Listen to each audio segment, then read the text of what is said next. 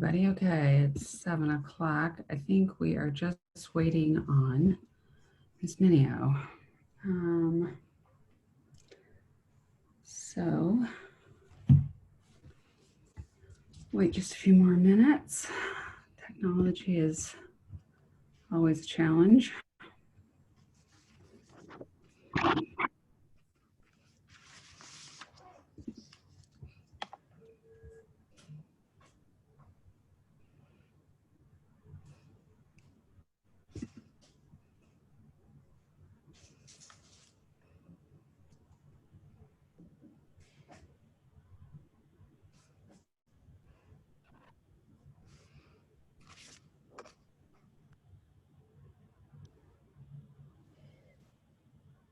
Do you guys think it looks like I'm logged in twice? Okay. And how is that possible? That's an awesome trick if you figured out how to divide your stuff. I could I could be twice as efficient. That would be awesome. Awesome. Fine. Well, let me leave and come back in and see what No, happens. I just see it there and we can hear you. I would just leave it. Michelle, you are. It does show you're in there as twice, though. Sometimes I do that when I log in on my phone and on my laptop. Oh, maybe it's doing that. It shouldn't be. Device. No, it shouldn't be. And I was having a hard, that's why I'm late. I was having a hard time logging out as Chad and logging in as me. So who knows? And I think it's going to decrease your connectivity or your, see, maybe you should log out and come back in. All right. I'll be right back.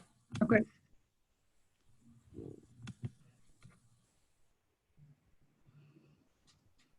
Look at me thinking I'm IT smart. Hardly. We're all doing our best with Zoom these days. It's just enough Zoom calls, I think. Mm-hmm.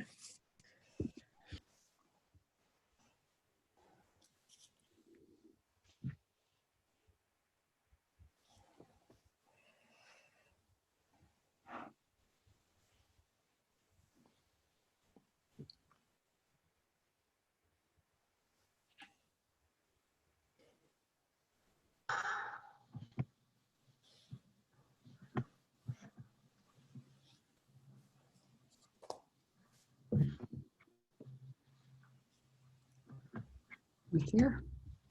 Can you guys see or hear me? Mm-hmm. Yes. Okay. Okay. Thank you. Sorry about that. No, that's all right. I appreciate it. All right. So I think I see all 5 board members here. Yes. Thank you. So in accordance with Ohio Revised Code 121.22, House Bill 197 and House Bill 404, I hereby call to order the Board of Education for the Bexley City School District Special Board meeting Friday, December 4th, 2020. Mr. Smith, if you wouldn't mind giving us a roll call, please. Sure. Mr. Barno. Here. Ms. Minio. Here. Ms. Mitchell. Here. Ms. Powers. Here. Ms. Snowden. Here, thank you. Okay, so can I have an approval, motion to approve our agenda, please, item 1B? So moved. So, second. Thank you. So motion and a second. All in favor, please signify by saying aye. Aye. Aye. Any opposed, same sign. Thank you, that motion carries. So we'll move on to our main discussion topic for this evening, which is a resolution regarding our current learning mode. The resolution is, thank you, Mr. Smith, is up on the screen now. As I've indicated to our board members just very recently, we have made a change from when it was first posted on our site to include an ending date of December 18th, 2020 for remote learning.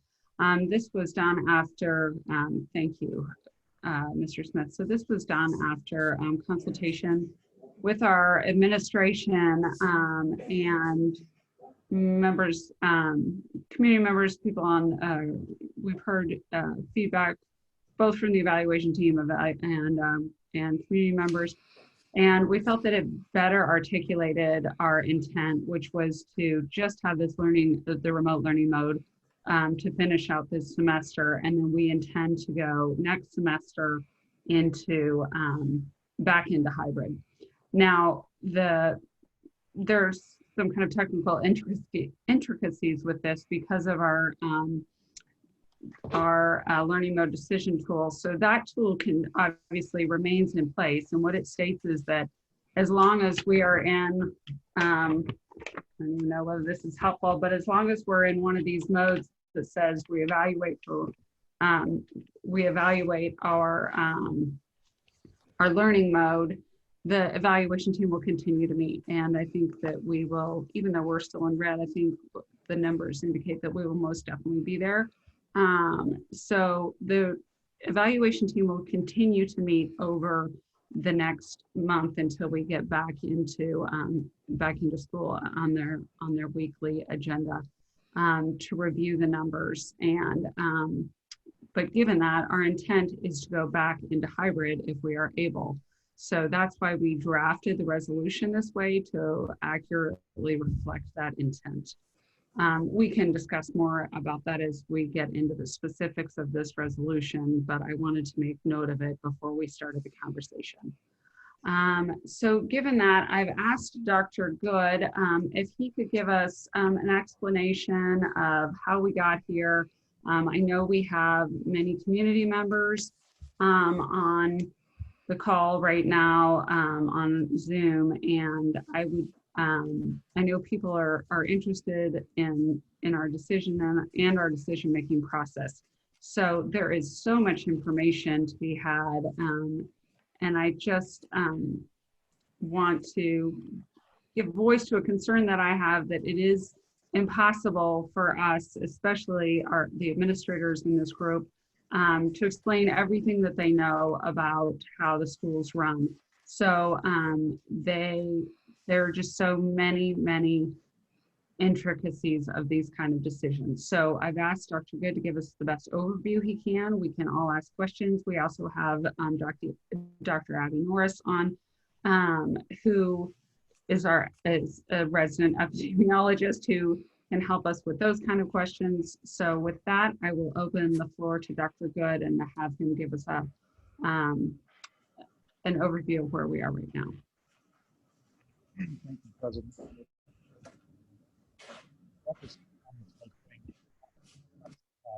Dan, I can't hear you. Are you talking? I can't hear. Yeah, we can't hear you. There. Now you're muted. Now I'm unmuted. There, that sounds much clearer. Am I there? Yeah, Okay. okay. Apologies. I have 3 laptops in front of me and 2 iPads. So Oh, my Lord.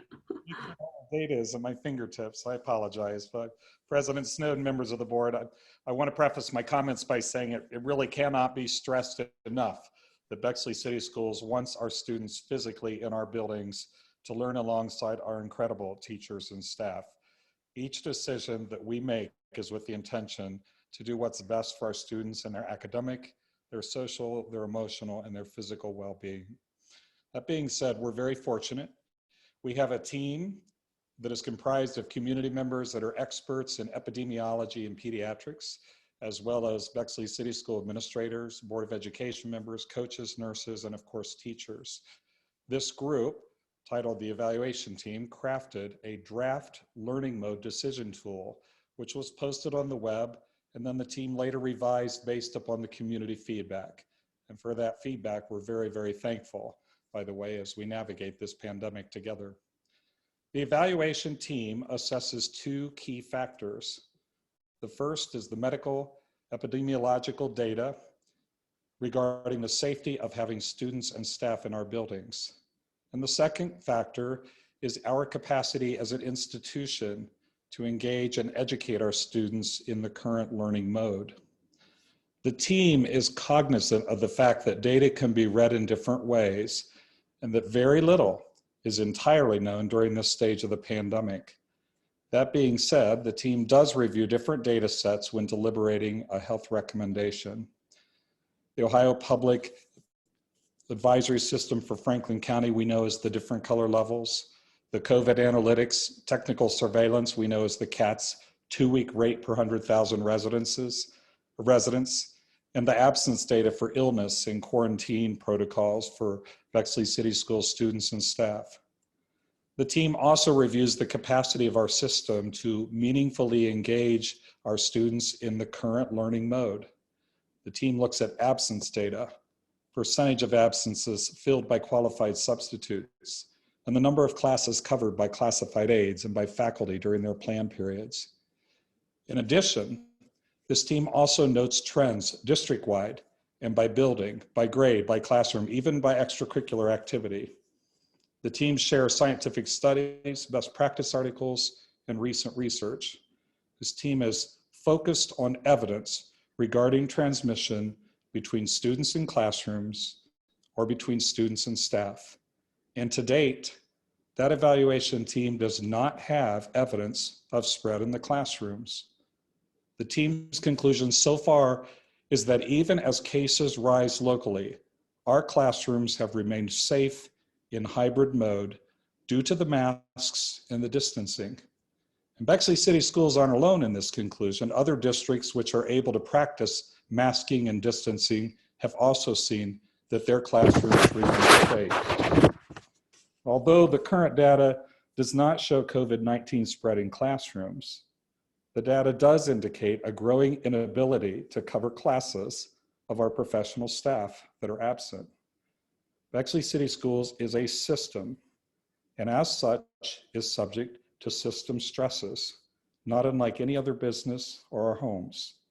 For example, while the confirmed positive COVID cases may be disproportionately lower than other districts, the days absent due to illness and or quarantine of our staff and students may render the learning modality insufficient to meet the needs of students. When teachers have to use their planning periods to cover classes where there are no qualified professionals, the system then experiences more than stress. It results in diminishing effects and potentially efforts, and we are at that juncture. Consequently, the evaluation team has been sensitive to the fidelity of the system in this hybrid learning mode, given the data, and they declared last week a watch week. Our teachers are missing, but they're missing time for the right reasons. They're staying home when they're symptomatic. They're following the board's safety protocols. They're paying heed to quarantine requirements. However, a recent uptick in those absences has directly impacted the district's ability to provide consistent, high-quality, in-person learning opportunities. And so when the evaluation team met last evening, they determined it would be appropriate to recommend we move to a remote mode.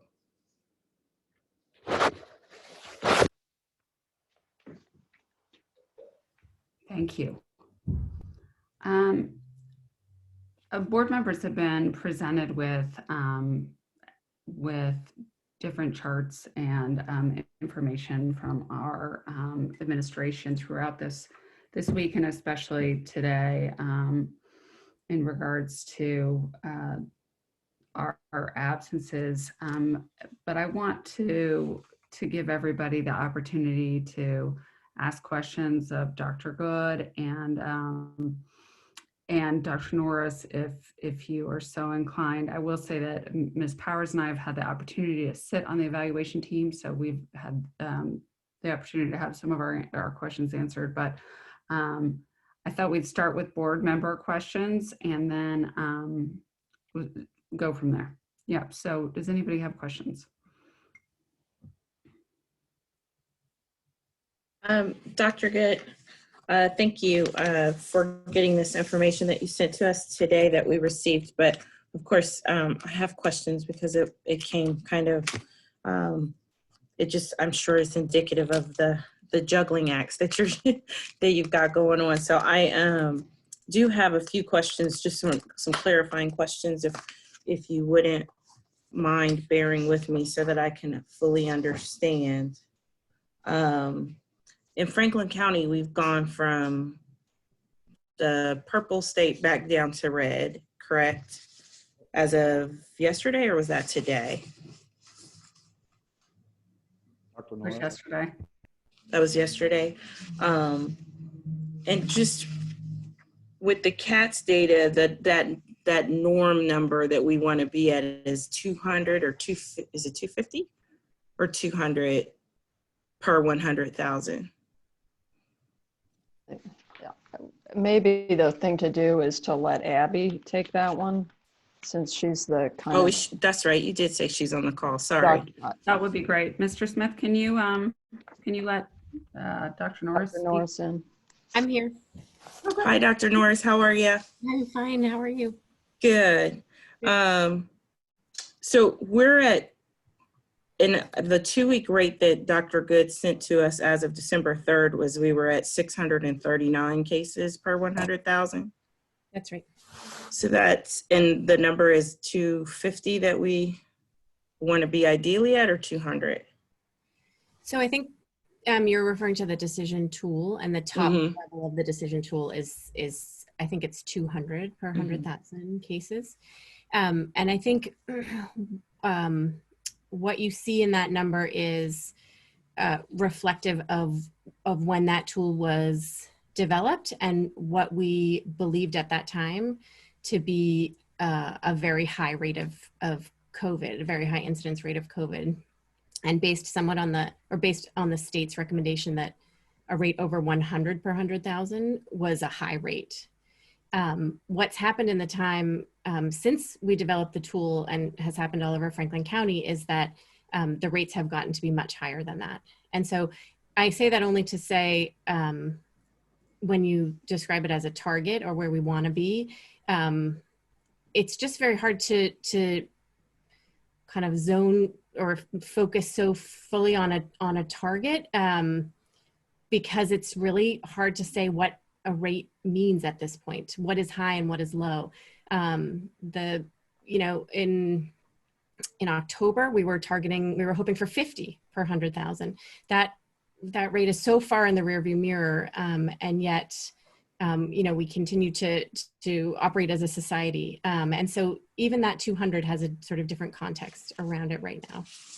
Thank you. I I don't know appreciate if that's more information or less than you wanted, but No. It's just helping me clarify as I ask additional questions. So, I just needed to get that one clarified. Dr. Good, you also sent us today the numbers as of today in the schools.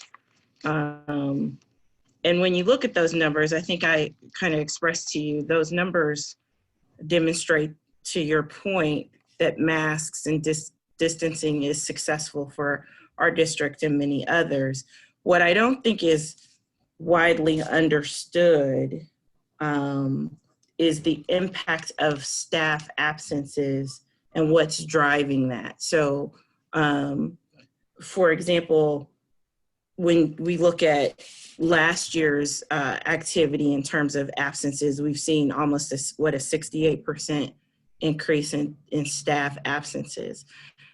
And how many of those are actually COVID-related absences?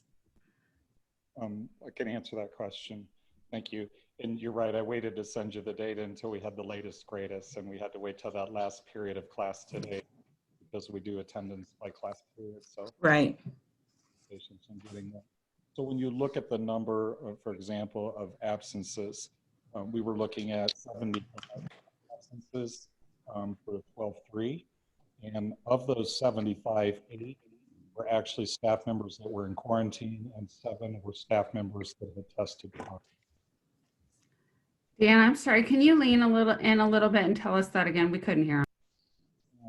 Of the 75 staff members that are absent on 12-3, 8 of those are staff members that are in quarantine, and 7 are staff members that have tested positive.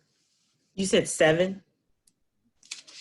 And then when they're in quarantine, they're not necessarily in quarantine because of something that necessarily has happened in Bexley. They could be in quarantine because a family member has tested positive, and we just went through it in our house. So I know, like, it takes the whole family out of commission for a little while. So that's when we're dealing with like someone that's in quarantine, we're also dealing with that, correct?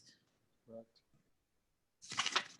And so- Dan, can I also make a quick note here? When you talk about those numbers, the 8 in quarantine and the 7 that have tested positive, can you tell me, so that's of course different than a number that we have had on our screenshot on the district for the last couple of days. And that's because what we have up there is looking to the past, and these are today and forward looking numbers. Is that correct? Well, these represent all of those that are absent today, that are either in quarantine or have tested positive. But the numbers that I'm sorry, Dr. Good. I didn't hear what you said. It's hard to hear what you said. I'm sorry. Sorry. So the number that I gave you, the 8 staff members in quarantine and the 7 staff members that have tested positive, are individuals that were absent today. So that would figure into that 75 faculty members out number. Does that make sense? So when you sent us data I guess I'm confused because the numbers that you sent us this afternoon don't match with what you're reporting to us right now. Is that because you had to go through the whole end of the day? I see. So when a staff member is called absent at 8 a.m. in the morning, you don't fully count the whole day absent until you get to the end of the day? No. The reason the numbers are different is the chart that I sent you today that looks like this. Yeah, that's what I'm looking at. That's just for one period of time. So that's 12, see the dates there? 12/4. Mm-hmm. So there are individuals that were in quarantine before then that would be in the numbers that I gave you today. That's why this looks a little lower. And Harley, I think you're on the line, Dr. Williams. Is that correct? Yeah, that's correct. The chart that you just showed is a weekly chart that we track. We have another document that we track that's cumulative for the whole back in August. The chart you're looking at, Dr. Good just shared, yeah, we start that every Friday, and then we use that to update our dashboard on Thursday. And so I think after I sent that chart out, I had two of the quarantines end up testing positive this evening. Is this the chart you're referring to, Dr. Williams, that has a daily running totals? Can I see that again, please? Sorry. No. No, it doesn't look like. No. So this we got at 251. Yep. That looks Okay, right. so Today, so- it should be the same numbers on the top and the bottom because it's a cumulative chart at the bottom, and this is day one of the weekly tracking. So the top numbers on the bottom chart should look identical if you're looking at the right one. okay, so we have 8 students in quarantine. It Or with was placed in today. correct. But on this, I only have 1 staff member. But you're saying that there's more than that? Yeah, the staff member quarantines 14 days. Will be 14 days, which would probably end up being two school weeks. So when you're looking for a cumulative number of teachers that are in quarantine, I go back and see. There's some that'll get out of quarantine. Sure. All throughout another 14-day window. So when Dr. Good asked me to look how many people were in quarantine today, that's the number that I have currently that's in quarantine. But not necessarily cumulative. That's not by far. That's not cumulative. This is currently so it'd be something that happened the last 2 weeks. 10 days So positive.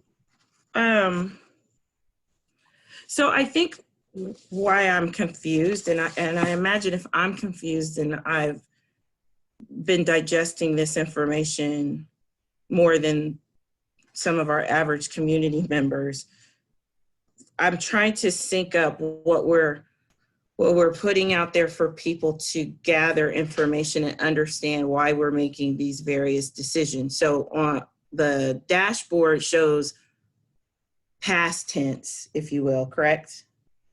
The dashboard that's on our website shows a past tense number Correct. Every Thursday, that gets updated based For on current week information. Yes. current week Dr. information. Williams, can I interrupt you and just ask you, do you know, I know that we have so much going on that it doesn't always happen exactly as we intend it to. On the dashboard right now, I'm looking at our website as we're talking. It still says 1 staff in quarantine in Bexley High School and 1 in Montrose Elementary through yesterday. So in quarantine, that is. So Dr. Good just told us that there were 8 in quarantine today. So does that mean we have another 6 we need to add to this chart? Or did those all come today? Which I don't think they did. Well, we've had, I'm just off the cuff, I think we might have had 5 in the last, I'm not for sure about 7 or 8, but I can come off my top of my head. I think I can come up with 5 names since probably yesterday afternoon. Okay, so our cumulative totals that are on our website right now to the 3rd of December do not reflect yesterday or today. Yes, I think Tyler, I believe, updates it around 11 a.m. on Thursday. That's when we usually have a standing meeting. Okay, so the numbers that Dr. Good just gave us are not captured in that number. I just want to make sure, because as Ms. Mitchell was saying, I think a lot of people are trying, really, I appreciate the thoughtful consideration of our community members, and I think they're really trying to understand, and I want to give everybody the data and information so that they can see where we stand and why. And so, I know we'll continue to update that, but there is a reality of numbers or of a problem that comes when we only publish those numbers once a week, that they have the danger of looking lower than what we're actually dealing with at this moment. Correct? Yeah, depending on the day, I guess it could be higher, it could be lower, since it's a weekly lag. So, I'm sorry, Michelle, go ahead. Is it Marley, Ms. Snowden, is it okay to interject a comment here? Of course, thank you. Okay. So I think that I actually really appreciate this information. While I want everything to be as updated as possible, I think it's important to highlight the fact that the data actually changes on a dime, and we go from 1 minute of having 2 people in quarantine to having 15 staff out. And I mean, not only does that hard to, if it's hard to keep up from a data standpoint on our website, I think that's important to just recognize that that alone is indicative of trying to fill those positions or to cover those classes. I think it's just actually the fact that it changes just that fast is actually representative of what we're talking about this evening. So anyway, that's just a comment. Thank you. Thank you, Michelle. Dr. Good, can I ask you, can you see this okay? Yeah.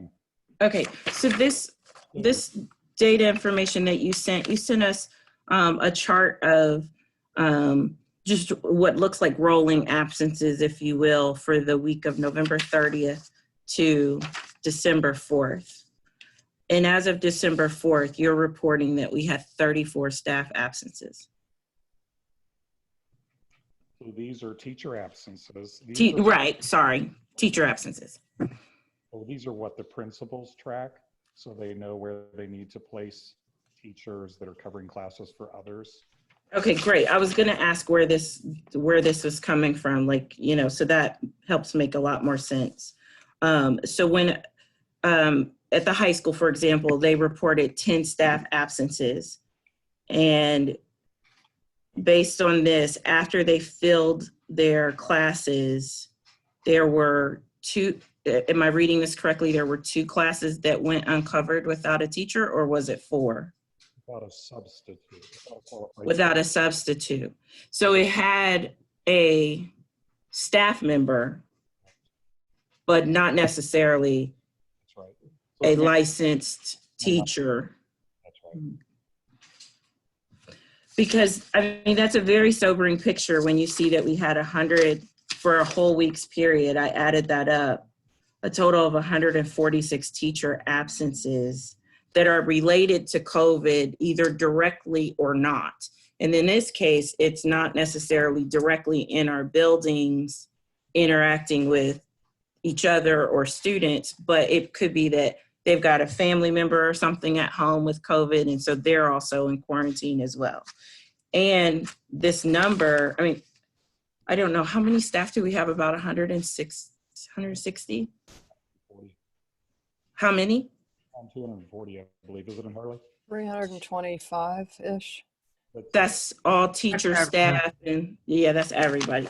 So to have 146 teachers out in 1 week period of time, this COVID as well as normal course of illness or whatever that happens through the week, that's a very sobering number. I think where I struggle with is that's the information that our community isn't seeing and can't access it. It's not like they can just click on a link and see a rolling number and understand that when they're asking for, teacher coverage, we can't, snap our fingers and find a teacher that teaches physics or Spanish or music. I mean, that might be covered by, my sweetheart, Miss Hipsley or somebody, who will do her very best to make sure it's engaging, but is she teaching Spanish or French or, whatever, correct? We look at it a couple of ways, and, we look at that by percentages to our fill rates. And so what concerned us was the week on November 12th, we were still filling at 90%. So 90% of those vacancies were being filled by qualified substitutes. The following week, we were down to 77%. The week after that was the week of Thanksgiving when we had student non-attendance days, so we didn't need substitutes. Then you get to this week, and I look at the high school, 69% of our vacancies are covered. In the middle school, 69%. With non-school, 56%. That's so, this. Yes, ma'am. Doctor, will you continue to lean into your microphone for us? Sorry. I've never had this problem. This is fun. So can you hear me better now? Much better. Maybe I had the volume down. No, I'm not sure.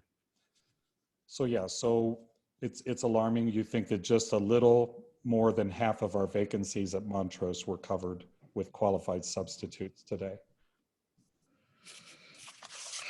Can I just interject a comment on that too? I just want to point out that the fill rate, which I didn't know about until we went into this process, as Dr. Good has explained, and I think also Alicia, that's looking at how many of the absences we can fill with a substitute. And I want to, sorry, I want to note, he's weighing in. here.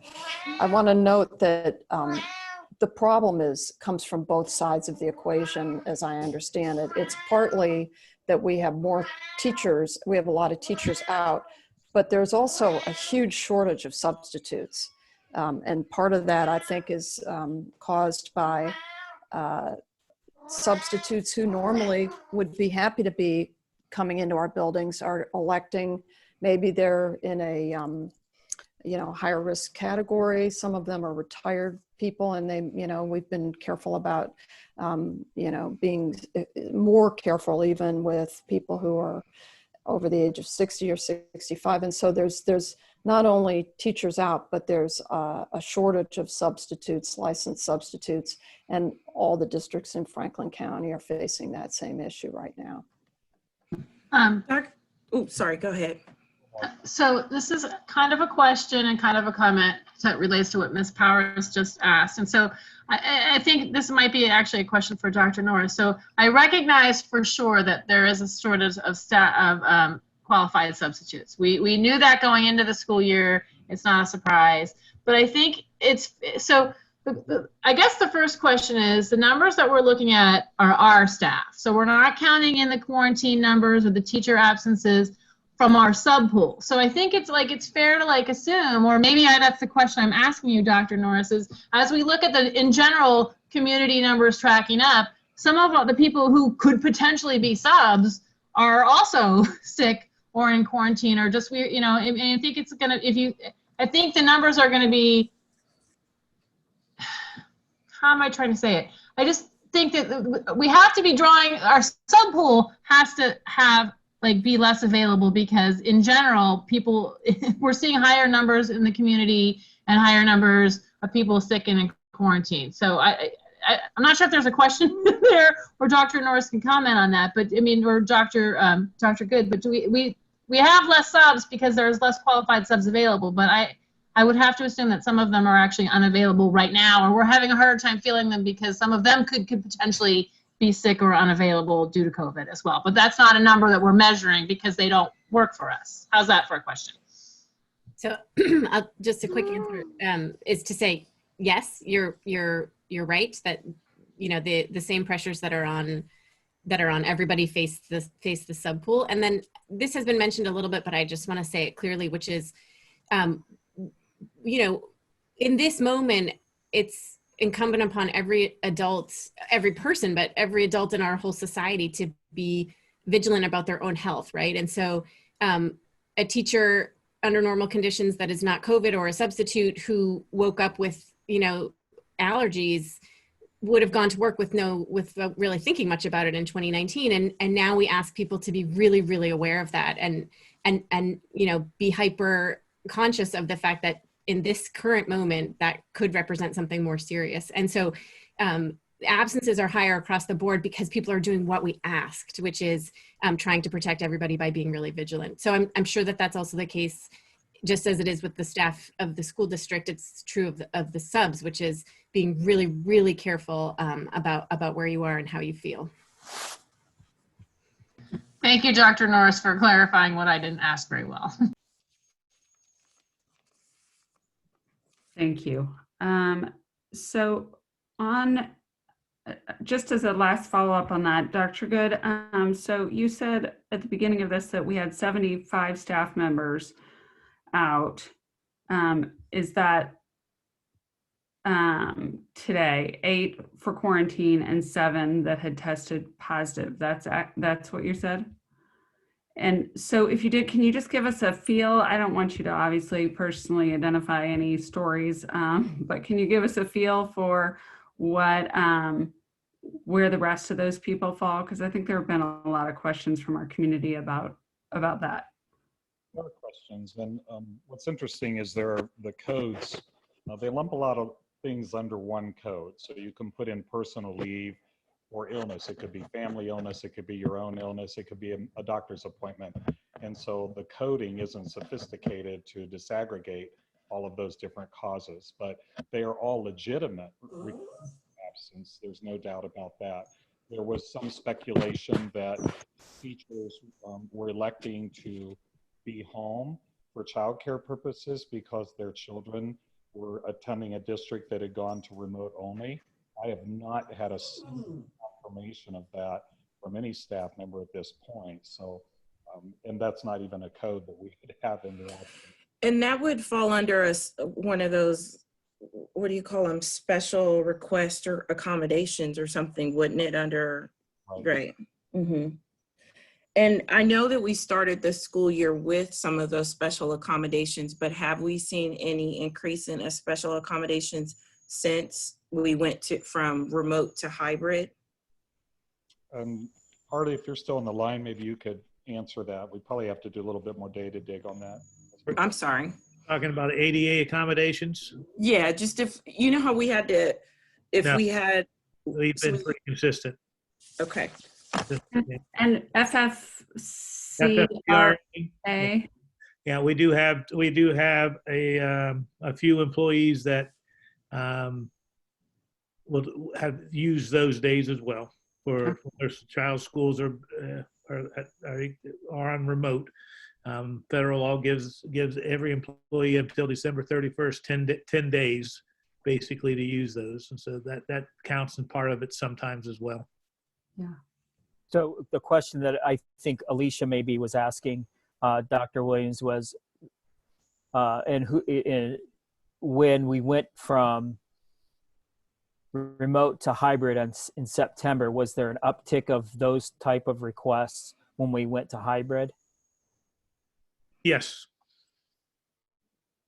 A large number, or was it just a few additional, or do you have it off the top of your head, or just in a guesstimate? I'm ballparking here. It's wasn't a large number, but we have a lot of parents that have child care issues that they had to manage. I would say off the cuff, maybe 10, 15. But those 10 to 15 requests would have impacted the district back when we first went into like hybrid mode, correct? They wouldn't necessarily be driving the rate of absence currently. That's not accurate. Oh, that's not. No, it could happen. It's continuing to happen now, especially with a lot of the schools going back into remote. That's caused a lot more pressure on our staff. So if staff were forced to use the FCRRA days, say they use 3 or 4 or maybe they used 10 at the beginning of the school year because they needed to, where does that leave them if they're only granted 10 through the end of this year and there's, however many school days left? And keep in mind, the FFCRA is not primarily the tool. That's a tool that teachers really don't want to use for child care need because they're taking a major pay cut with that leave. That leave, the federal government basically gave every employee 10 extra days of leave to deal with COVID, for dealing with COVID quarantines and stuff like that.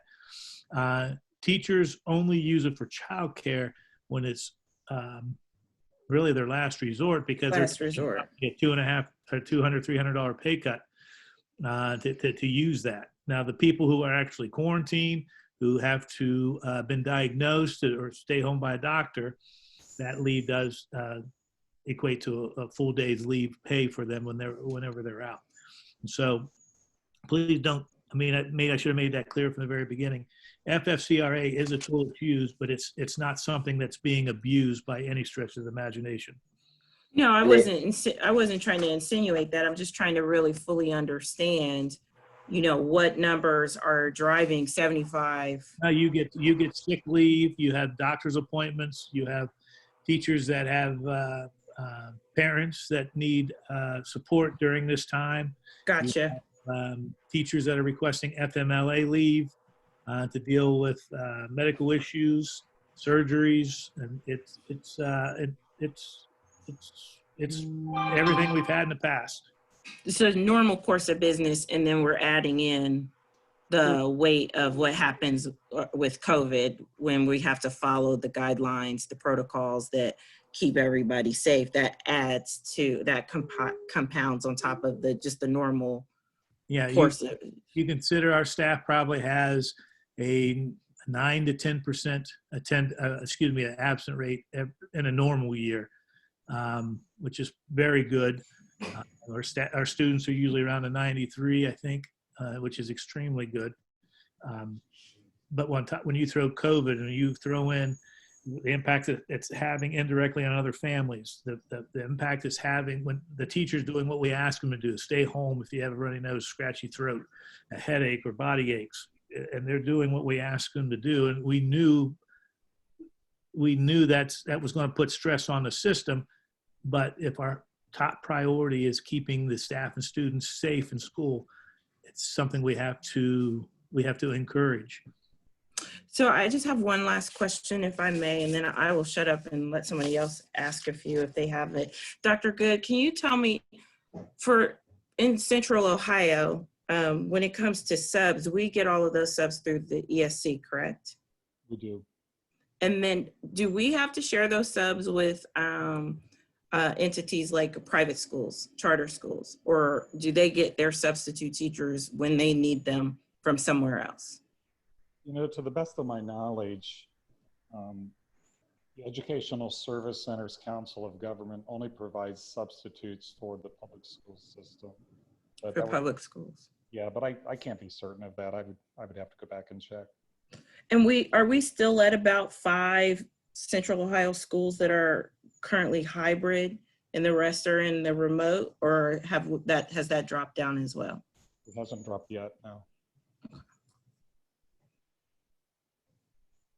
Can I just ask a follow-up question to the questions that Alicia was asking about Please. quarantine? And I think this is for Harley.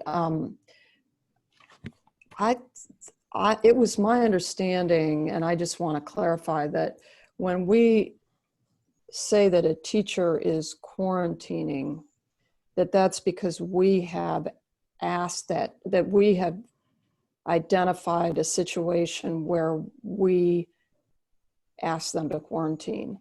Does that? The quarantine could be established by a medical doctor.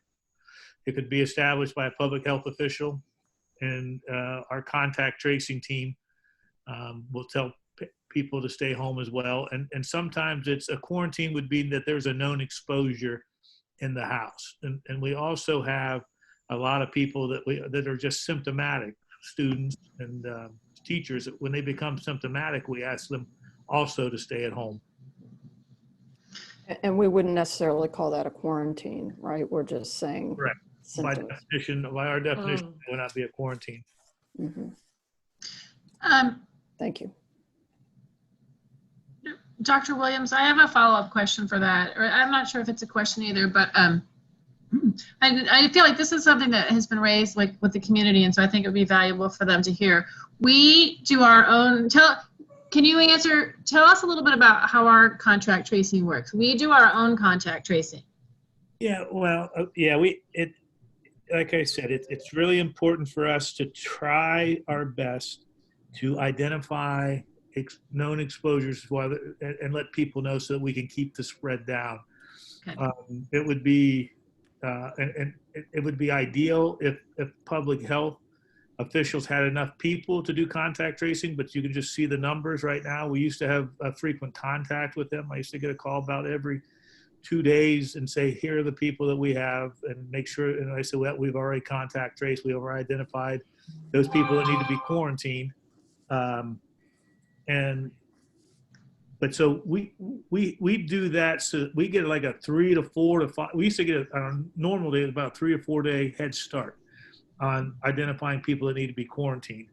Now we're not even hearing from the public health officials, so we're doing this on our own. So and we've had. I mean, I want to give you an idea. This is tooting her horn, but I will toot others' horns on this. Is that we probably, the last chart I looked at, we had over 600 cases since the start of school, most of which began at the late October, November, and there are Amy Poling, Cindy Tyson, Joanne Spain, and myself that are trying to conduct all these contact tracings and trying to touch base as often as we can. And we're not perfect by any stretch of the imagination, but I can tell you this has become a full-time job. Nothing else is a lot getting done for my department, at least for me. And I think that I got good people around me that are taking over their departments. But this is a full-time job for our team, and I know we're not perfect, but I think we do our best, and we try to identify as many people as we can, and early as we can, and keep them at home. We've had a lot of cases positive this week. All of them have been identified as quarantine at home, so we don't have to contact trace. That's little small victories we get, little small victories we celebrate amongst ourselves. Okay, thank you for the information and thank you for the work. I do think it's important though for people to hear that just because Franklin County is like a little bit lagging doesn't mean that that's not an active part of our process. So thank you for that. Thank you. One of the answers that came up in all of that was a conversation or something I'd like to just make sure we have covered, and that's the rate of or the increase in student absences. Dr. Good, would you talk about that a little bit and give us some numbers around that?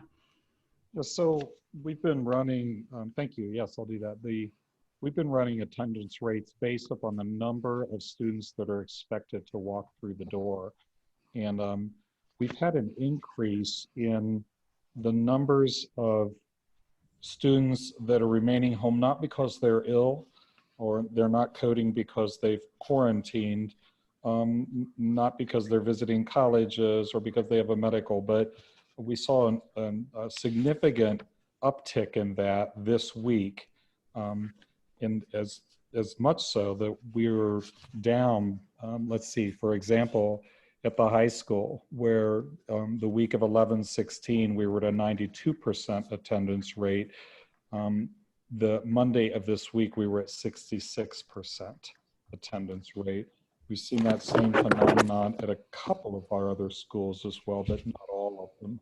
So it was an interesting data point that was trending, and those have seemed to stay right around 68, 70%. So when we talk about stress on the system, and the reason for looking to go to remote now is that we have too large a stress on the system. Can you speak to how those student absences affect our ability to educate our students?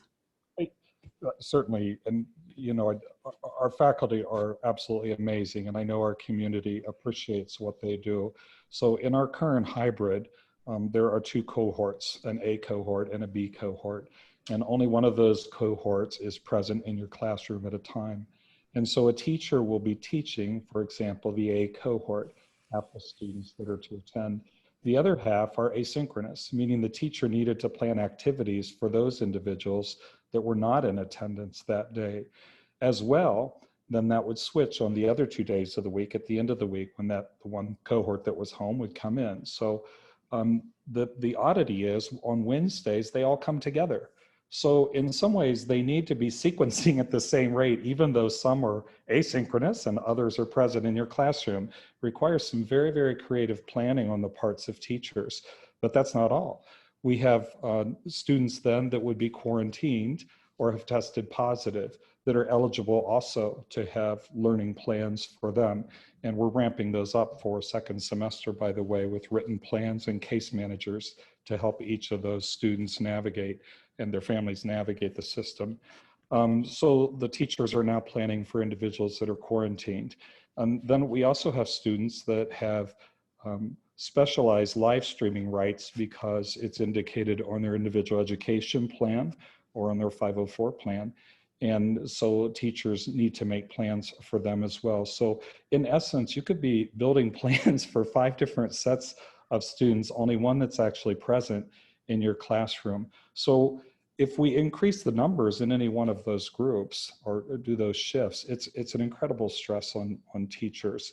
And one can imagine how difficult it would be then for a substitute to walk into that situation and plan for those different groups of students. Our teachers have done an amazing job. And I would say teachers all over the region have done an amazing job. But you can begin to see the diminishing returns. And I would suspect that, I'm not a physician, but I would suspect that some of the absences we're seeing in our faculty and staff are probably stress related as well. So definitely a stressor on the system. Thank you. Thank you for explaining that piece. Yeah. I'd like to ask Dr. Good a follow-up question for that. Okay, so it sounds like in general there's a lot more planning going on this year than as involved like in a regular school year because of the reasons that you just described. And typically that's something that's done or addressed like in the teacher's planning period. Is that correct? Yeah. Which some of them don't now have because they're subbing for other classes. Am I right? That's exactly right. That's exactly. Okay. Thank you. Dr. Good, I appreciate that information that you sent us because that does paint somewhat of an additional sobering picture when you see the amount of staff that are being pulled into a classroom just to be able to cover it. Just looking at those numbers that you sent, and I appreciate because it just helps give some context to what we're looking at and being asked to decide. I guess my question would be, how do we find a way to make sure that our community has a better understanding also. Because that is the confusing part. I think there are a number of ways we could do that. You know, so when we talk about stressors on the system, I think we need to be cognizant too that if we're to create additional, you know, communication vehicles, that's an additional task for people.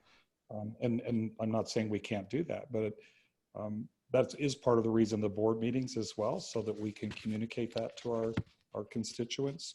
I've been impressed that this board and our executive team has been very responsive for those that feel they need that data to, you know, verify, you know, trust but verify what we're sharing. We've provided it to them and have answered their questions. I think we've been very responsive that way. I mean, it's certainly possible for us to put the data that I shared with you up on a website.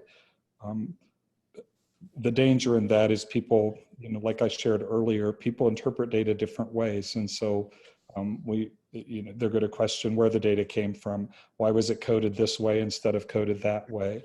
What does this represent?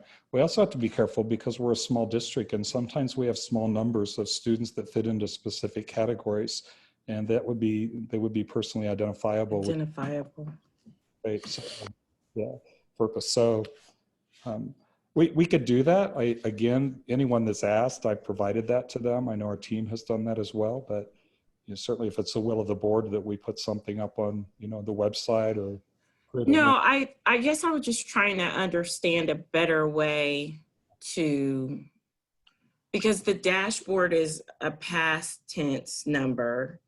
We're looking at a daily, a weekly, and even a historical over year number.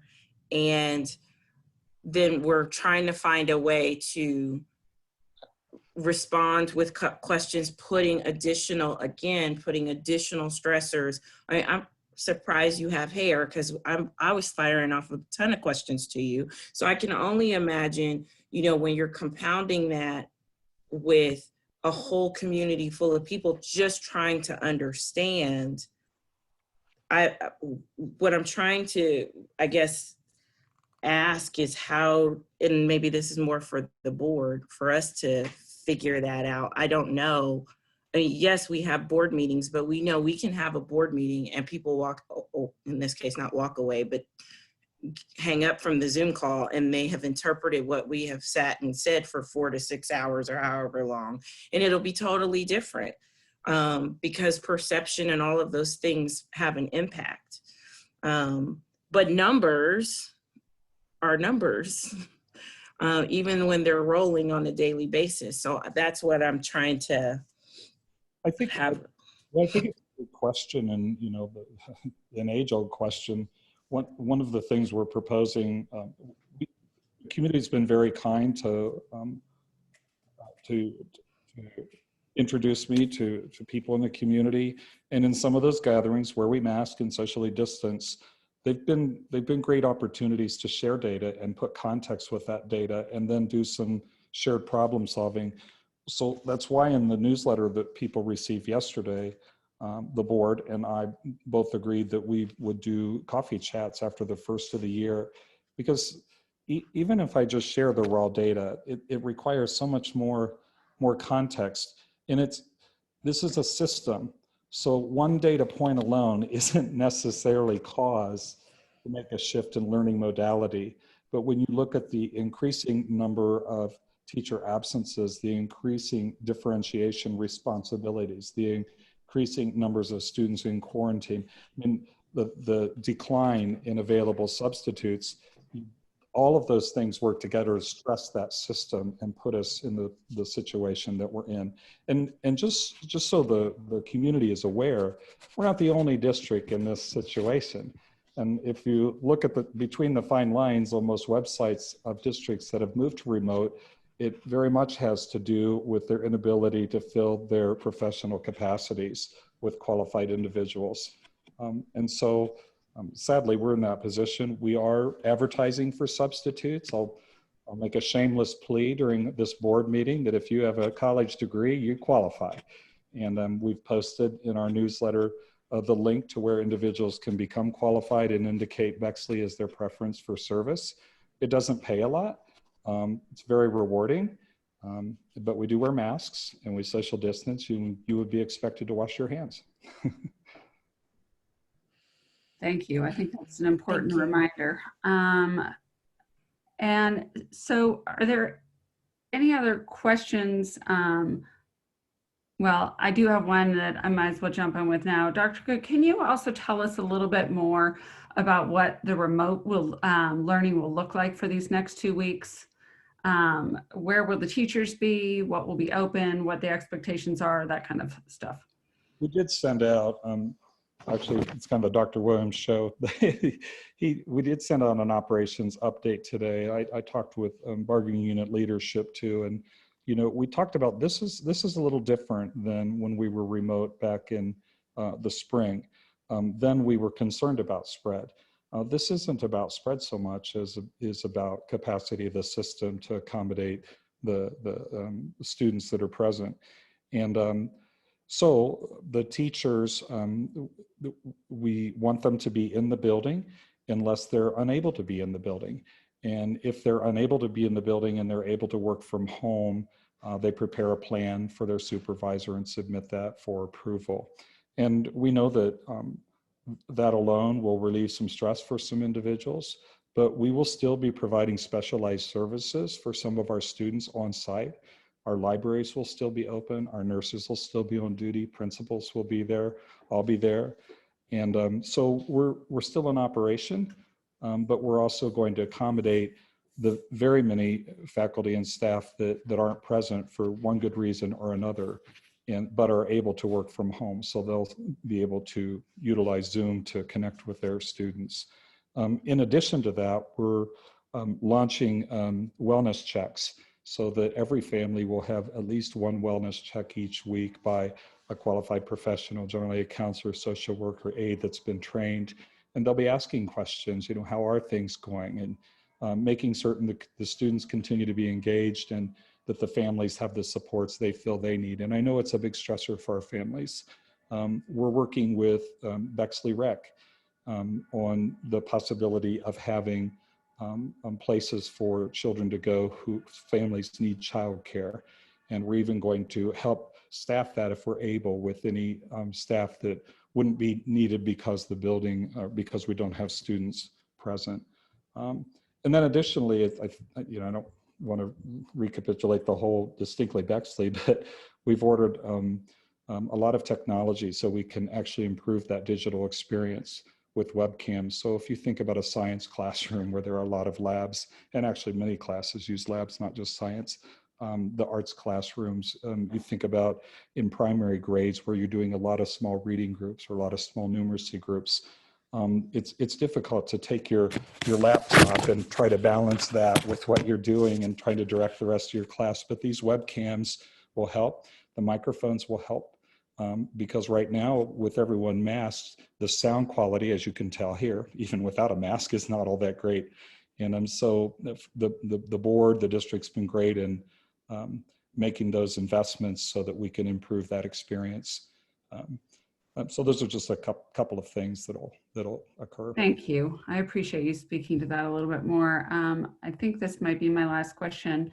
I've heard a lot of questions from community members about targeted closures for just one building as opposed to others, or just one grade as opposed to others. Can you tell us why that was not the recommendation of the evaluation team? I can tell you certainly my own perspective about why that isn't a wise decision. First of all, there is no building that's immune to one of those variables being kind of out of norm at this point. So even a building where we've had good substitute coverage and good staff attendance, we've seen large numbers of families keeping their children home. So there you again, you have that stressor on the system. There's also the concern of equity. Frankly. And so if we have a building that predominantly hosts the majority of our economically disadvantaged families, for example, or students that come from economic disadvantage, and that were a building that needed to go remote, there could be a question as to whether they're receiving the same quality of education as those that are in a live, where the students are present in the building. So, two, there's a collaboration that occurs. Teachers don't teach in isolation. And so remember that the teachers will be present for the most part and still making plans together. And that would be made more difficult if we had a few buildings out, a few buildings in. There's a lot of complications to that, but actually I think that would be a greater stressor on the system than a relief to some of the stressors we have. Thank you Yeah. very much for explaining that. I just want to ask a follow-up question to some of what Dr. Good just talked about, and in particular about Bexley Rec.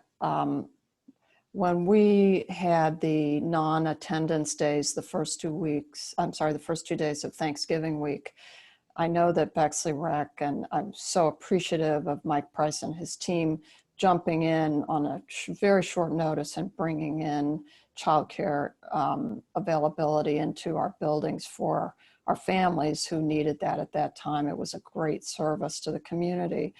I understand that there are discussions ongoing with Bexley Rec now to provide childcare if we are remote. And so if teachers will be in the buildings to some extent anyway, and the library's open and the nurses there and folks there, are we able to provide some space for Bexley Rec to provide childcare to the extent that they're able to do that? Yes, and Dr. Williams, feel free to jump in here, but Harley has worked closely with Mike. I talked to Mike today, and he indicated to me that he thinks he can maintain his operation at St. Albans and will not need to use any of our facilities for the 2 weeks. And I shared with him that if he ever needed our help, we're always going to be partners with Bexley Rec. That's great. Thank you so much. We did though, Victoria, we did make our facilities available to them, and we're working toward that arrangement. So this is kind of new news. I'm glad they figured that out.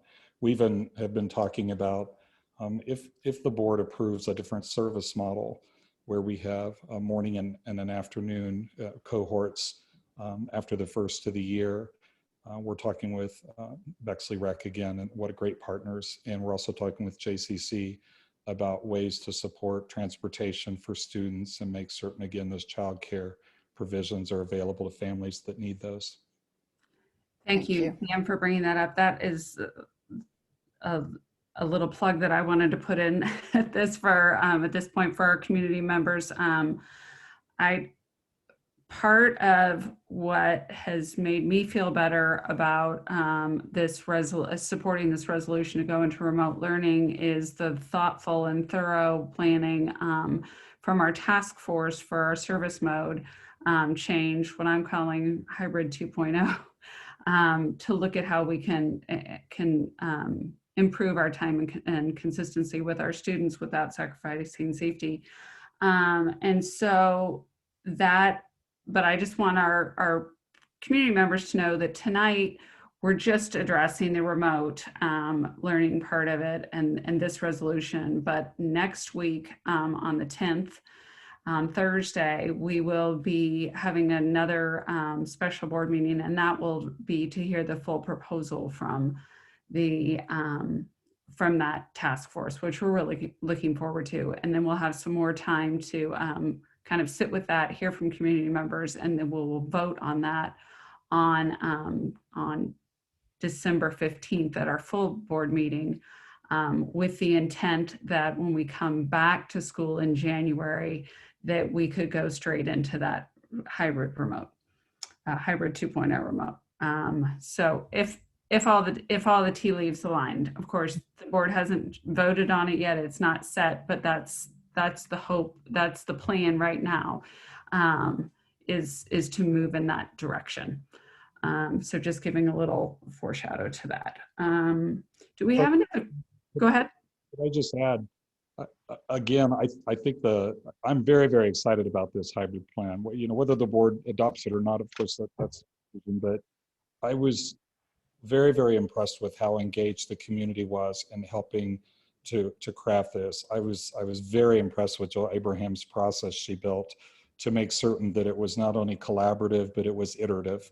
And so we've seen multiple iterations of this plan, and it just gets better and better and addresses so many of the concerns that community members have been writing about. And so I appreciate that. And I know lately people have been writing and saying, you're probably getting a lot of email, and that's okay. That's how we grow. That's how we improve. You're much more civil than you used to be too. So we're growing that way as well. And I appreciate that. But we love the suggestions, and we'll love them when we do the coffee chats. And I just think if this hybrid comes to fruition, it's a model of what a very engaged citizenry constituency can create. And it's very exciting. Thank you. Are there any other questions for Dr. Norris or Dr. Good, Dr. Williams from board? I have a couple. I have some questions. Thank you, Mr. Burnham. A lot of the questions that I wanted to ask have been answered. So, and I've learned a lot too. So I don't have a lot. Dr. Good, I just had a couple of quick questions on the staff, the stress that we have with not having staff in the schools. Is that heavy in any specific school or at any specific level that you can discuss? Well, certainly. Thank you for the question. You have the evaluation team meeting chart, and if you look through that, what you don't have are a rear view look too far back. And if you did, you would see that sometimes one building may be experiencing a greater percentage of absences and inability to fill those vacancies. And at other times it would be another building. And so I would caution you right now, you can look at, for example, Bexley High School, and you'll see a 123% increase in staff absences over last week. But I could tell you it was a different building just 4 weeks ago that had that kind of absence increase. So that I would caution making generalizations based upon 1 or 2 weeks data. Okay.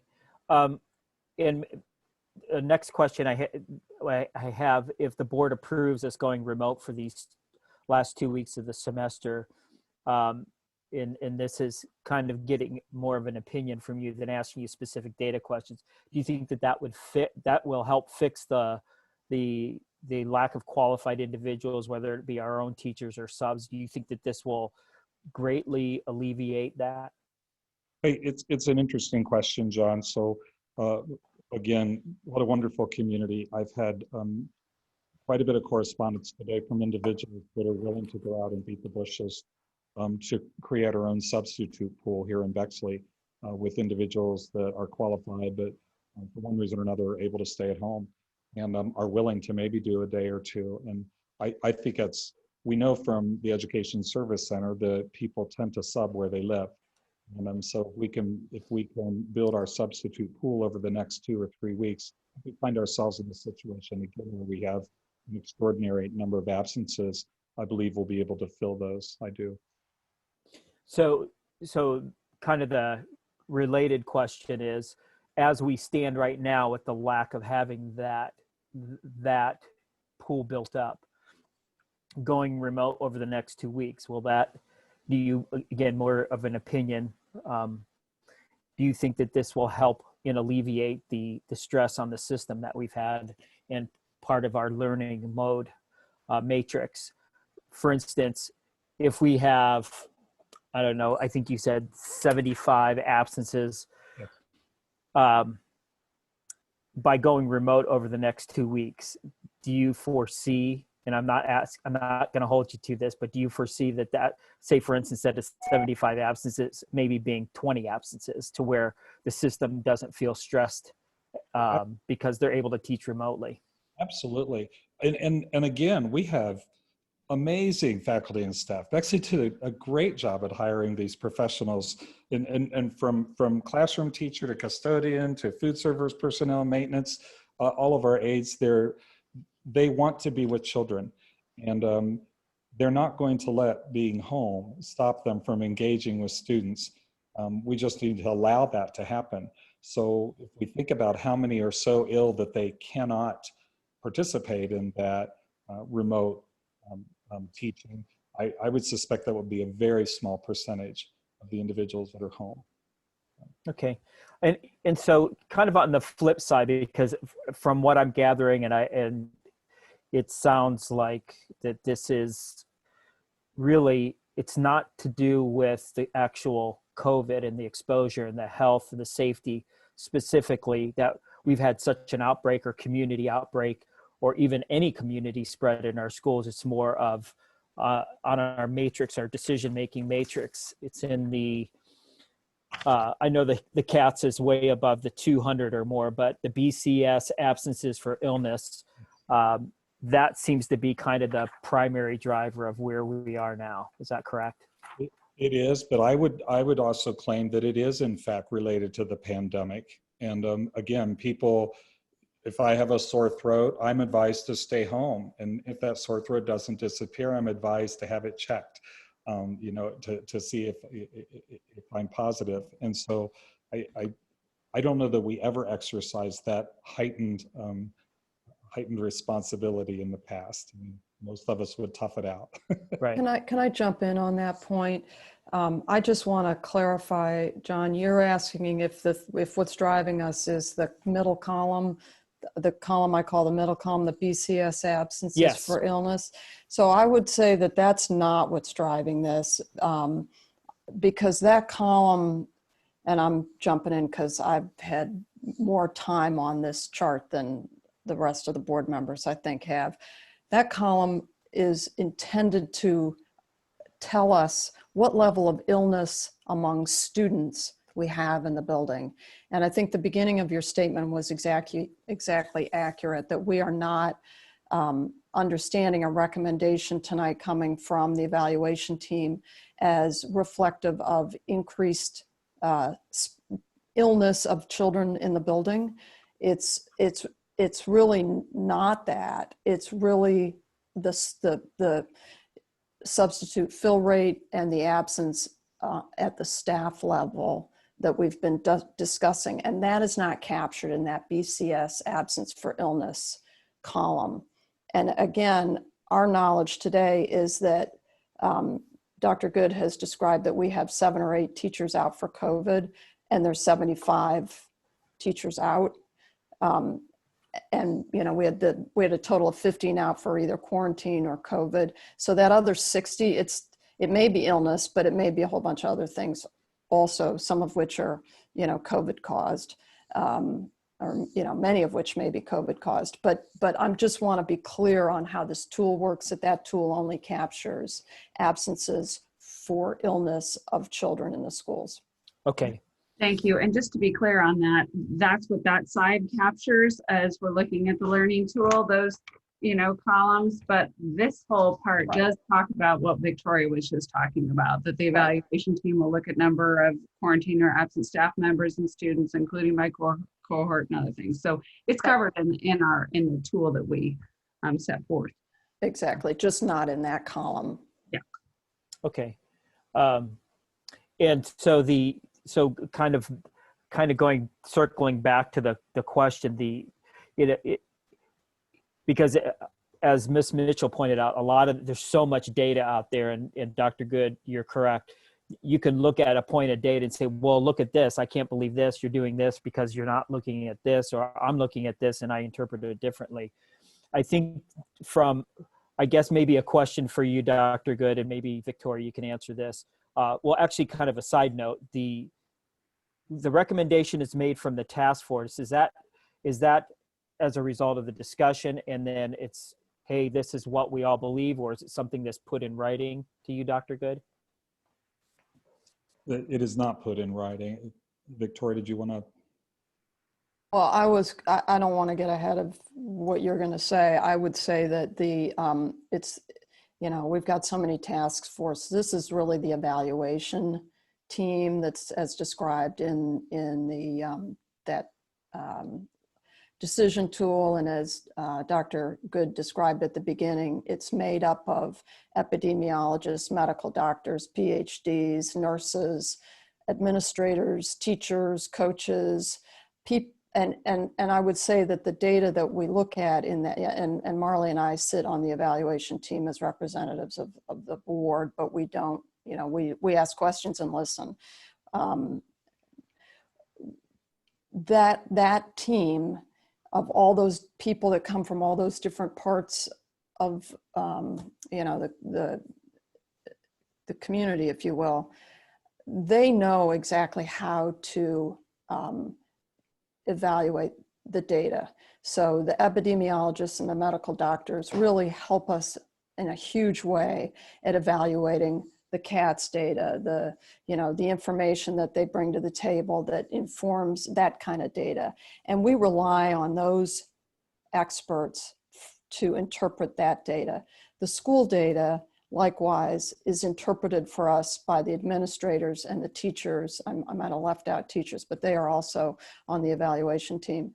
The different, and the nurses, the people who are in our buildings and who have the professional knowledge about that data, they interpret that for us. So, Alicia was mentioning earlier how difficult it is, that the community doesn't have access to all of this data that we're looking at. And there's been a lot of discussion about how to interpret the data. And I am so grateful to that evaluation team and the makeup of that team, because those are people, I've looked at data all my career, right? Many of us have careers where we evaluate data, but what we have on this evaluation team is experts with the kind of data that we are looking at. And so they are helping interpret that data for us.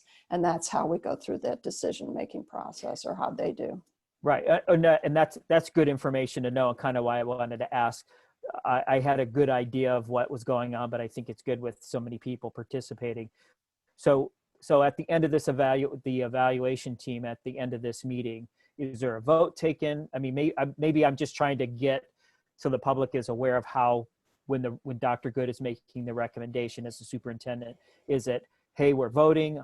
How is that saying? How do we get it kind of crystallized, so to speak, into the recommendation in the resolution that we see tonight? Dr. Good? I'm sorry.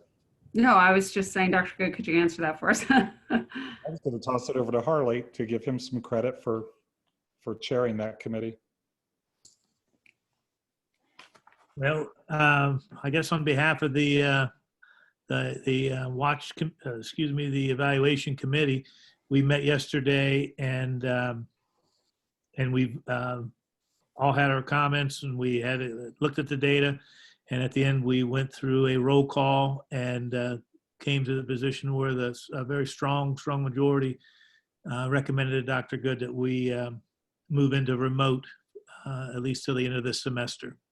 That's what I was wondering, how things conclude, because I know, sitting on the athletic board with you, Dr. Williams, how we have discussions. Sometimes things are tabled, and then sometimes we make a vote based upon how the policy is written. So thank you. That was what I was trying to figure out. John, just a couple more. Sure. I want to clarify. I misspoke. When I talked about that middle column, it is just illness in the schools, but it is illness of staff and students. So it's a little broader. It's, and so Marley correctly pointed out that a lot of what we're looking at is in the print on the other side of the page, but that number in the middle column is both staff and students, but just illness. Right, and that's why when I wasn't sure, because it does say the Bexley school absences for illness, the star student and staff absences. Exactly right. My mistake. So, okay, no, you're fine. There's a lot of stuff here. It's hard to keep a lot of stuff straight. I'd like to make one correction as well. So the evaluation team, just so people understand that we do use the fidelity, we exercise fidelity, but the recommendation is made both to the superintendent and the Board of Education president. So I think it's an important distinction. Okay, yeah, and I understand all that. So I guess what I was kind of getting toward is the actual kind of nuts and bolts of how the process works. That this is a deliberative process, and then at the end of all of the data and the different input from the epidemiologists, teachers, everyone else, that it's basically kind of comes to a head with you, Dr. Good, that essentially here's where we are, and with two board members on that evaluation team, here's kind of the consensus where we're heading. A couple other questions that I had, and like I said, a lot of the questions I had before were answered. One of the learning mode decision tools under the Bexley CATS 2-week rate per 100,000, I think it's 690 something right now. As I was looking at the Franklin County data, fortunately, it looks like from what I could read, again, it's just one data point. It looks like that it peaked maybe about a week ago, and it looks like, or maybe a little bit longer than that ago, it looks like it's dropping pretty quickly. It looks like it rose pretty quickly and dropped pretty quickly. So since the resolution has kind of been adjusted, we're talking only about, if we go remote, it would just be these last 2 weeks of the semester. Is that, am I correct in that now, that with the new resolution? Yes, that's what the new resolution says. Thank you. Okay. Mr. Barno, it might be helpful. It was helpful to me to hear from Dr. Norris on this, because the data I'm not sure shows a super complete picture according to her. Dr. Norris, would you mind talking about that for 1 second? Sure. Can you hear me? Yes, thank you. Sure, great. Yeah, so folks who follow the kind of daily updates of the number of new cases in Ohio, I know there are probably some who are listening, will note that there's been an asterisk after the numbers since November 15th each day. And that's because the state is having a hard time keeping up with processing the positive tests as they're coming in. So the numbers that we're looking at right now, they are a minimum number. And there's a backlog that health departments around the state are trying to work through, and the state health department's trying to work through. So it does look like there's starting to be a decline right now, but it's more likely the case that that is a backlog in reporting, and that in fact the cases have continued to increase. And that's particularly true with the Thanksgiving bump that we expect to see around the state. So today there were more than 10,000 cases reported, but that asterisk and that backlog continues. So I would expect that optimistic downward turn is potentially short-lived, and it's probably turning around and going in the wrong direction within a short period of time. I hope beyond hope that I'm wrong, but just as a warning for folks to not put too much into that. Right, and I think that's important because, again, as Dr. Good pointed out, you can look at any data point and say, well, this, that, or the other. We have to look at it, and as a board, we're not only just looking at that, but policy and especially the community feedback. And Dr. Good, maybe this is something to address too. Is I know that we've had a lot of people that talk about their kids, even in the hybrid, of how important it is for their kids to be in school, and especially at the elementary level, to where that's where there's a big connection. When the evaluation team discusses this, and this may be for Ms. Powers as well, or even Dr. Williams, I know in my heart that is a concern for everyone. But how does that weigh into the capacity that we have when we don't have the qualified individuals, and kind of weighing the two against each other? I didn't understand the question exactly, John. I'm sorry.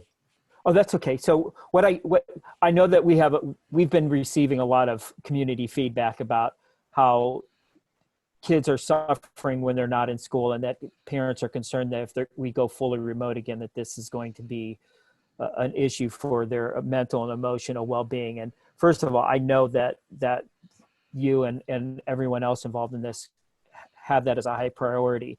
I guess maybe the simple question is, having kids in school, even if we don't have qualified subs there, versus kids being remotely and having a lot more qualified teachers being able to teach remotely. How does that, I'm not asking this very well, I guess, where does that tipping point go to where the kids are actually in school, even if it's just there, just to be there with each other and to be there with their teachers, or even a substitute, even if it's just quote unquote a warm body? Yeah, so no, I do have some pretty definite opinions about that. I think the engagement, the relationship that a teacher builds with a learner is a very special one.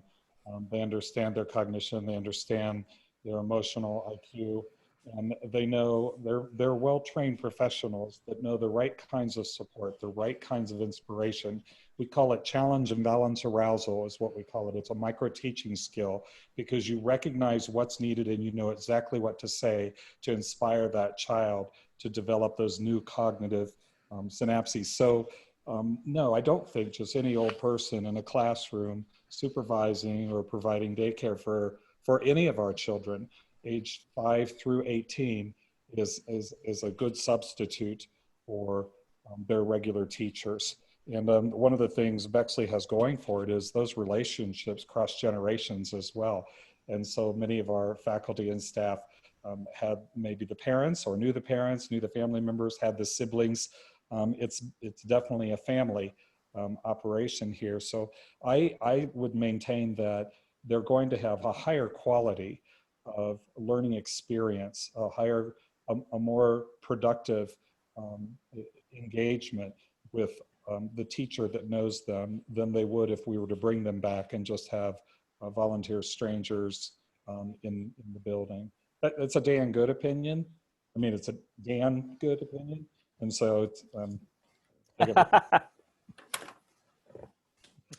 no, I appreciate that, because you are I mean, that's the kind of input and the kind of information, it's not a specific data point, but what you said at the very beginning, you can't just look at one data point and use that.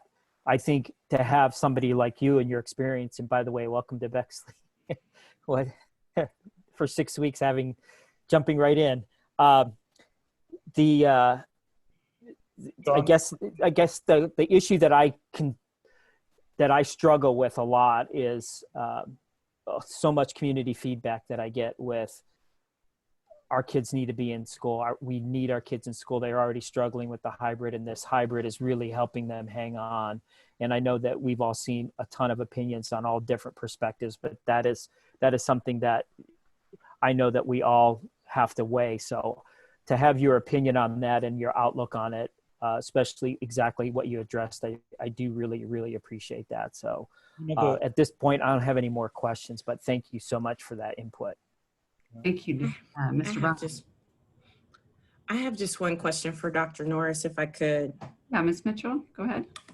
Dr. Norris, I just want to flesh out a little bit of what you said right before Mr. Barno had his final questions, because what I'm trying to understand, is it conjecture, or is the state aware of numbers that just haven't been uploaded and flowing into the system, or is this speculative?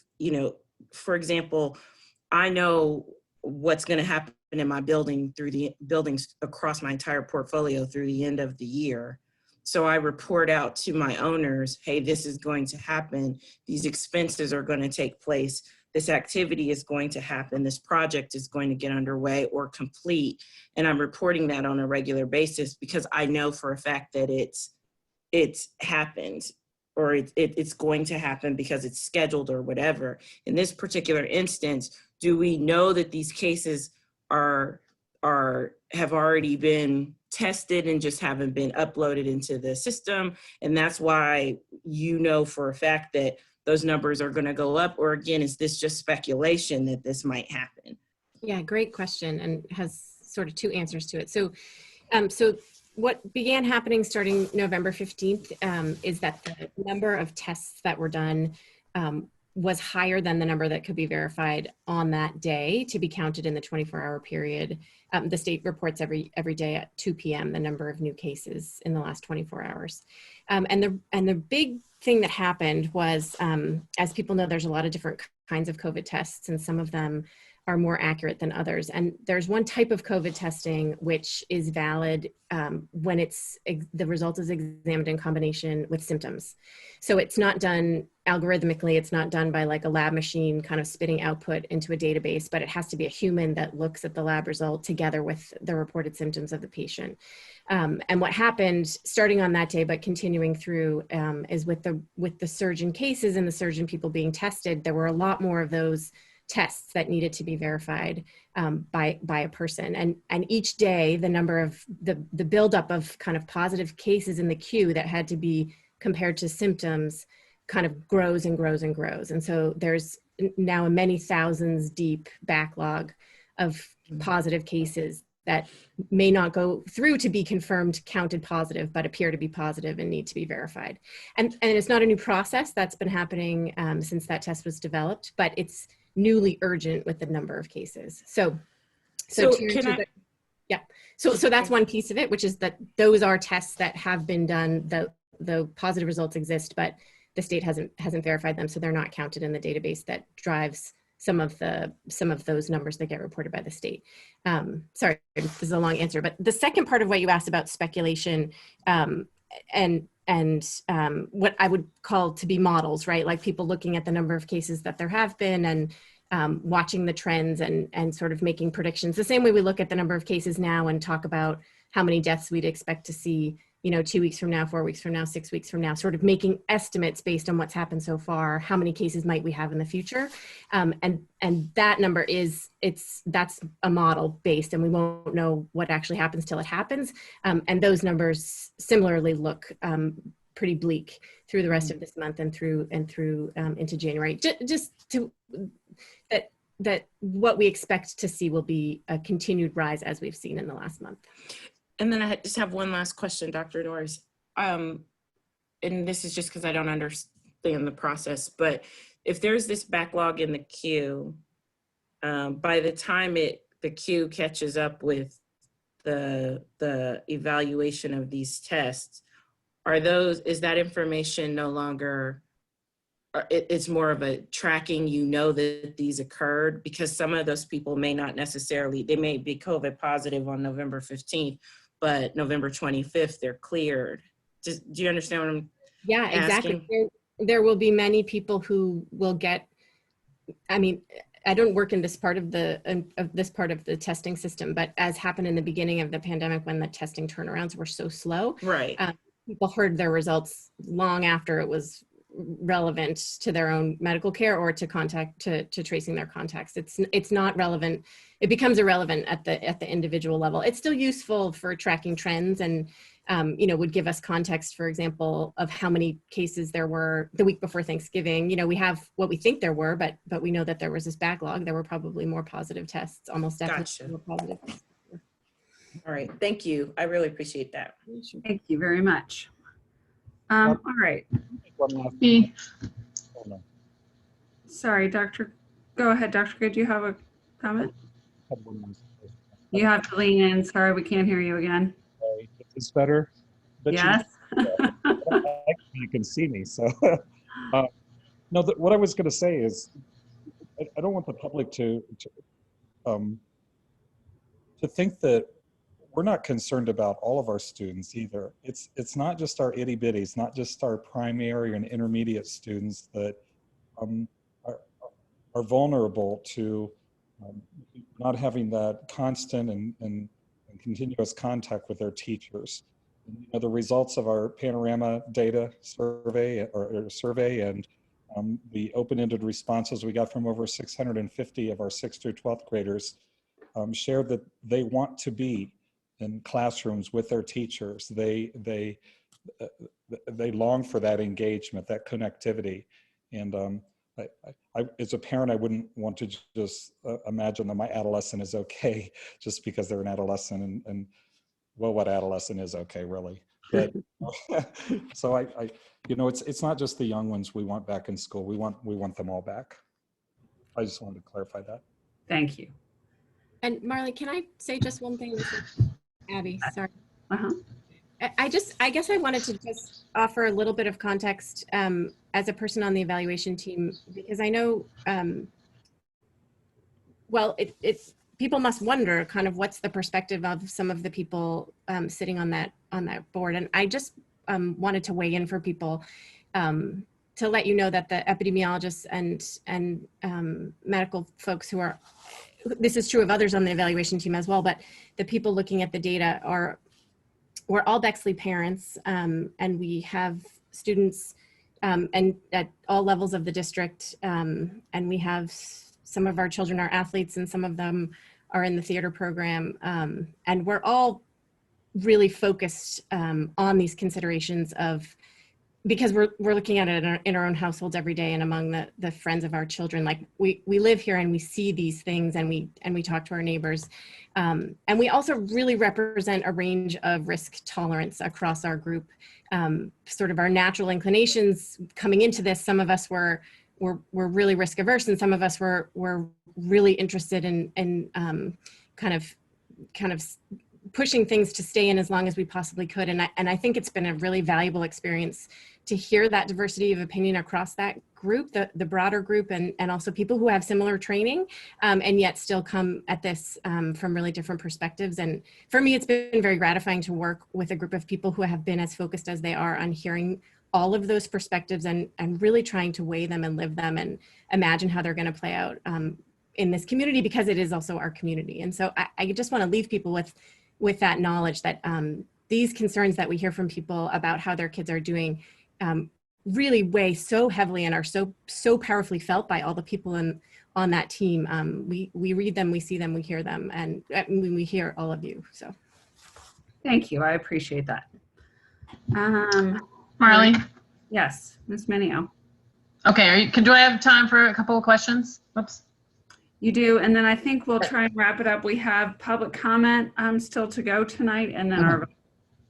I'll be pretty brief. And so Dr. Norris was actually a good segue to where I wanted to go. So first of all, I want to say thank you to the evaluation team, especially for those of you who are volunteers, to bringing your wisdom into the conversation. But a lot of my questions are process questions. Okay, so if we approve this resolution tonight, the way that I read it is that on the hybrid or the remote will go from Monday until December 18th. But so the first question is, the evaluation team will continue to meet every Thursday, even after, should this be adopted, the evaluation team will continue to meet weekly to review the data. That's correct, right? Yes, that's okay. correct. Okay, and as it stands, should this be adopted, it's only through the 18th, and we would enter January 4th in hybrid unless there was a new recommendation or another recommendation from the evaluation team. So, yeah. Okay. Yes.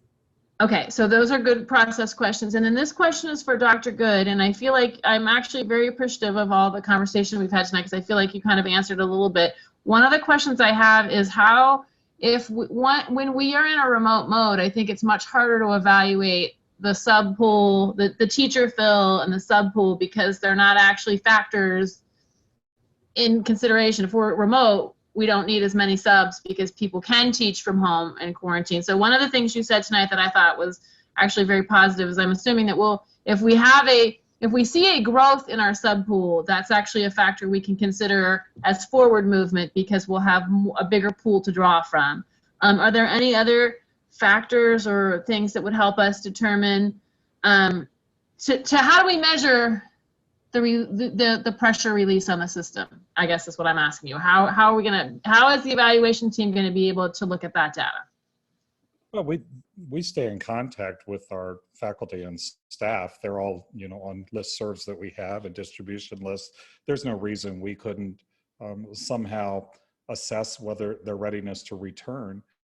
I mean, this again, it's a family, and we talk and we see each other, and we want everyone to be back in the building. So we can raise that question with them and gather that data. I'm not going to go out and take their temperature and their blood pulse, but we'll be able to determine if they're individuals to let us know they're just not going to be able to return or not. So we'll have some of that data. Thank you. Thank you. Is that it, Ms. Minio? It is. Okay, Everything great. else, we covered everything else. We have covered a lot, and I appreciate everybody's patience as we go through this because I know it's a very important topic. So given that, what I plan to do procedurally now is go through to public comment. And I just want to note that after public comment, I will entertain a motion to approve the resolution, but I'll also allow time for discussion again, since we do have public comment. If we may not need it, but I want you to know that there will be an opportunity after you've heard public comment to have any more discussion. So with that, I will say that we are now moving on to public comment, and I know that we have a few people that Mr. Smith is going to help me let in. So I will say to them, those who have signed up, that to give public comment tonight. Although the Board of Education is not required to offer public comment during our regular board meetings, we do welcome the opportunity to hear from our community members. As such, we can encourage your participation within certain parameters. At the start of public comment, if you would please state your name and address, and then please limit your comments per board policy to about 5 minutes. Finally, I should note that a public comment is just that. It's the public's opportunity to be heard. It is not a Q&A session, question and answer session with the board. So we look forward to hearing your comments, but per our board policy, we will not respond to public comment in the meeting or individually as board members, but you can be assured that we're actively listening and taking notes for future reference. So given that, Mr. Smith, can you help admit our public comment individuals for this evening? Yes, if Ryan Kramer, if you're still on with us, would you please raise your hand so I can allow you to speak, please? All right, thank you. Just give me a second here and I will. Wow, Ryan, you should be good to go if you can unmute. I think I'm here. Thank you. I appreciate all the information. It was very informative for a person like me and the general public. I hear we're not supposed to do not put it in a question form. So I guess as a concern, I would simply say, is hiring more teachers something that would or to be considered by the board, essentially? And that's all I have. Thank you. Mr. Kramer, would you mind for our records, please Oh, tell me your address? I'm sorry. I heard that too. I'm sorry. Ryan Kramer, 466 North Columbia Avenue. Great. Thank you so much. I appreciate it. Thank you very much for your time.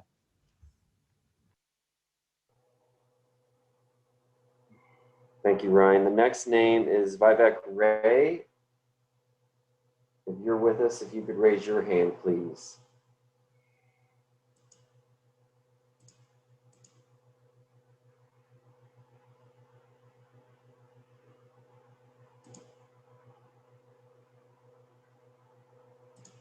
Okay, next name is Jeff Janis. If Jeff is with us, could you please raise your hand?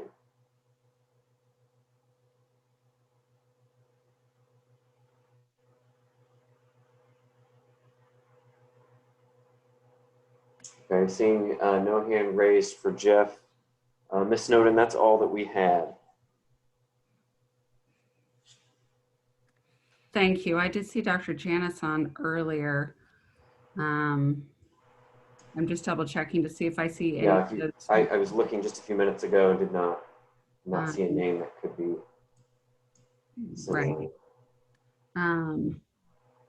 Okay, it might be that hopefully we answered those questions or addressed those comments in our regular meeting. So I will, or in the previous part of our meeting, I should say.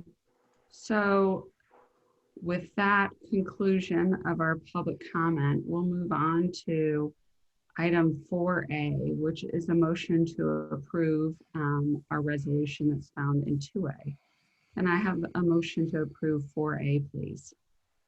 So moved. Thank you. And a second? Second. Thank you very much. So as I noted before, if anybody has any questions or comments they would like to make after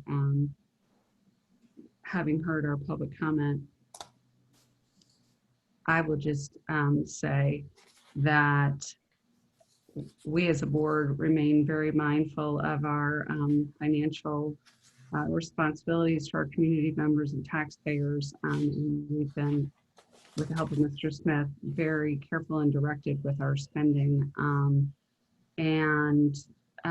So because we have to spend within our budget. So we've been looking at that. And we'll also say that there aren't a lot of qualified teachers out there right now to be hired. It's a difficult pool, but I do appreciate the notion, and I will just say that we'll continue to be to be as creative as we can in helping to address the needs of our district. So with that being said, are there any other comments or questions before we vote on 4A? I did just want to thank Dr. Good for bearing with my my flurry of questions over the last week and even today. You know, as a governing body, we've been presented, like so many other school boards around the state and the country, to solve an unsolvable puzzle with limited resources and no precedent with which to follow. And there are a million experts, but 5 people that have to make the decision. And we have appreciated deeply the feedback that we've gotten over the last several months from community members, because it has informed us and allowed us to take a hard look at what we're doing and try to improve. And I said this in our last meeting, and I'll say it again. We never promised perfection, but we have always promised to do our very best. And we continue to do that. Our staff and our administrators continue to do that. And that's not lost on me. I think when I, initially look at numbers, I had a very firm set mindset about what I was seeing. And then when you start to look at multiple sets of data and really look at all these puzzle pieces and how they fit together or not, it's really a sobering task. And so I thank everybody for their hard work. Ms. Snowden, I appreciate the fact that you continue to juggle on behalf of the board as our spokesperson, and still deal with all of us sending you late night messages and questions as well. And for each of you for being sounding boards to each of us when we're trying to process the information. So I know that this is a challenging time for our community. As a full-time working mother, this has probably been one of the hardest years I have ever juggled, being a professional and a mom. And dare I say, at times a human. So that's really all I have to say. We know that this is a tough time, and we have appreciated the grace at times, and even those occasional messages that people have sent in the last week that gave us a little bit of push to keep forging on. So that's all I have.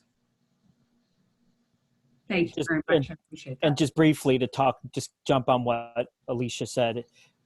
The number of emails and information, as Dr. Good has pointed out, and Dr. Good has really been on the forefront of getting out and talking to people and making sure that questions are answered way above and beyond, especially somebody that's been with us essentially 6 weeks. But all of you, I think, should be commended, because I know how much each of us care. And it's especially the emails that we get about how kids are struggling, even with hybrid and not being around their peers, and how hard it is when we hear stories and then try to juggle that with what's best for the district or what's best for certain things. I think it's not lost, I think, on most people in our district that we are trying our best. And, you know, it genuinely hurts me to my core to hear these stories.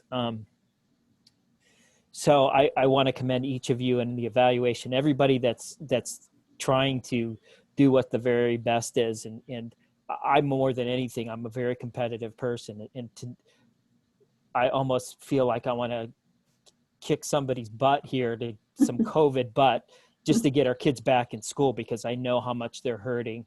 Again, anecdotally and from a data standpoint, to know that, and how much, as many of you know, how much I want these kids back in school, and I know all of us do, and how it is a personal and emotional and a very mentally taxing decisions that we have to make as a board. When all of these other things come to a head, we're the 5 that are ultimately making that decision, and it's not taken lightly by any of us. And I truly appreciate being on this board with my colleagues that I think in the end that we have to be the ones making that decision, and how difficult these decisions can be because we have so many people on each side of the issue. So, and one other thing, I appreciate Michelle's questions about the process. That really helped clarify, I think, for not only me, but for the public, of how this process is working, the procedures and the resolution, how it comes before us. So thank you, Michelle, for that too. Thank you. I could go on and thanking people, but I think it's important. I think it's important to know that this is a very difficult and personal struggle for each of us to make these decisions. So yeah. I just wanted to add that. That's a very good point. Thank you. Go ahead, Ms. Minio.